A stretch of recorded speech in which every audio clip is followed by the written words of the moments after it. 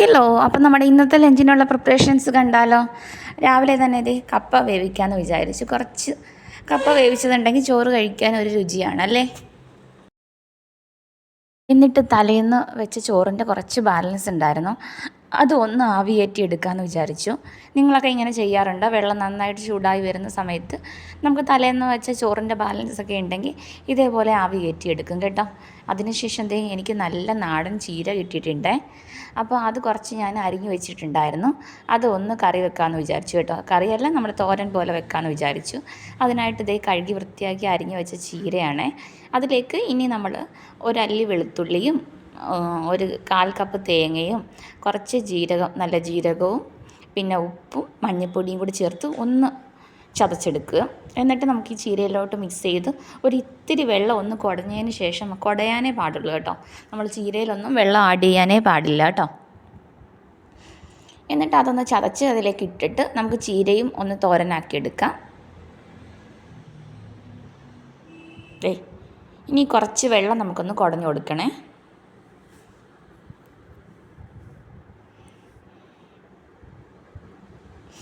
ആ സമയം കൊണ്ട് നമ്മുടെ ചോറൊക്കെ ഏകദേശം തിളച്ച് വന്നിട്ടുണ്ട്. ഇനി അത് ഒന്ന് മാറ്റി വെച്ചതിന് ശേഷം നമുക്കത് അടുത്തതായിട്ട് മീൻ പൊരിക്കാം കേട്ടോ.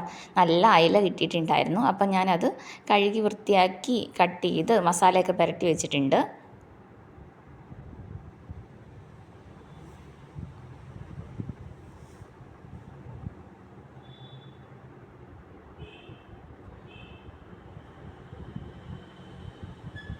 ഇനി കുറച്ച് ചമ്മന്തി കൂടി അരയ്ക്കാമെന്ന് വിചാരിച്ചു. അതിനായിട്ട് കൊച്ചുള്ളിയും തേങ്ങയും പച്ചമുളകും ഉപ്പും നമ്മുടെ മുളക് പൊടിയും കൂടെ ചേർത്ത് ചമ്മന്തി അരയ്ക്കാം.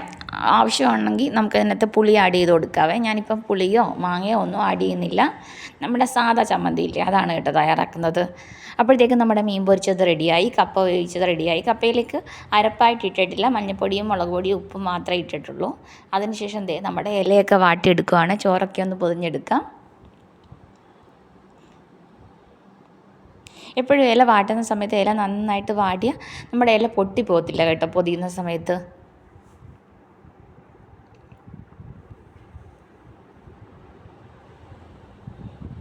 ഇലയൊക്കെ നന്നായിട്ട് വാട്ടിയെടുത്തിട്ടുണ്ട്.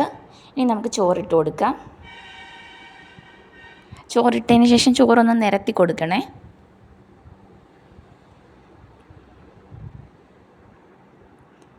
ഇനി നമ്മുടെ നാടൻ ചീരത്തോരനും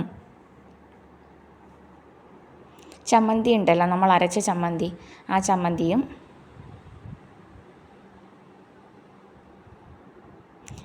മീൻ പൊരിച്ചത് 2 പീസ് വെക്കുന്നുണ്ട്.